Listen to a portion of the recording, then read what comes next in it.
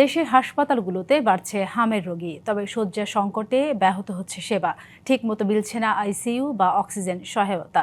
নিউমোনিয়ার ঝুঁকি এড়াতে হামে আক্রান্ত শিশুদের আইসোলেশনে রাখার পরামর্শ চিকিৎসকদের। সংক্রামক ব্যাধি হাসপাতালের জরুরি বিভাগ শুক্রবার হওয়ায় মাত্র একজন চিকিৎসক জরুরি বিভাগে রোগী দেখছেন। এদিকে জলাতঙ্ক সহ বিভিন্ন রোগের টিকা নিতে রোগীদের লম্বা লাইন। অন্যান্য রোগীদের ভিড়ে চিকিৎসক পর্যন্ত যেতে পারছিলেন না হামে আক্রান্ত শিশুটির মা।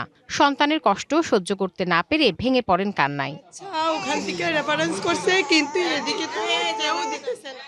এদিকে হাম আক্রান্ত ৬ বছরের শিশু হাবিবাকে পাঠানো হয় ডিএনসিসির কোভিড-19 হাসপাতালের হাম ওয়ার্ডে। প্রায় ৪-৫ দিন আমার অসুস্থ আছিল। পরে ওই আপনি মনে করেন যে ফার্মেসিতে ওষুধ কিনে খাওয়াইছি, পরে দেয় যে হয় না, পরিবর্তন নেই। আমাদের বাচ্চা বর্তমানে আইসিইউতে আছে। এখন রাত্রে আসার পরে এখানেও সিট ছিল না, তারপর একটা রোগী মারা গেছে, তারপর আমাদের এখানে আর কি সিট দিছে।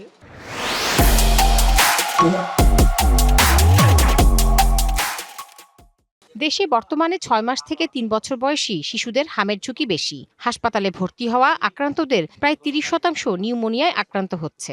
হাম হলে যে শরীরের রোগ প্রতিরোধ ক্ষমতা, এই রোগ প্রতিরোধ ক্ষমতাও সাধারণত কমে যায়। ফুসফুসের নিউমোনিয়া, তারপরে গ্যাস্ট্রোইন্টেস্টাইনাল সিস্টেমের ডায়রিয়া, আর এনকেফালাইটিস, যেটা হলো মিজেলস লাইক এনকেফালাইটিস, যে মিজেলস হাম হওয়ার পরে পরবর্তীতে খিঁচুনি হয়ে যাওয়ার পরে বাচ্চা অজ্ঞান হয়ে যায়। এই প্রেক্ষাপটে গবেষণা সংস্থা আইসিডিডিআরবি তাদের উদ্ভাবিত বাবল সিপ্যাপ প্রযুক্তি ব্যবহারের উপর গুরুত্ব আরোপ করেছে, যা শ্বাসকষ্টে ভোগা শিশুদের জন্য জীবন রক্ষাকারী হিসেবে প্রমাণিত। Tahsina Jessy, DBC news, Dhaka.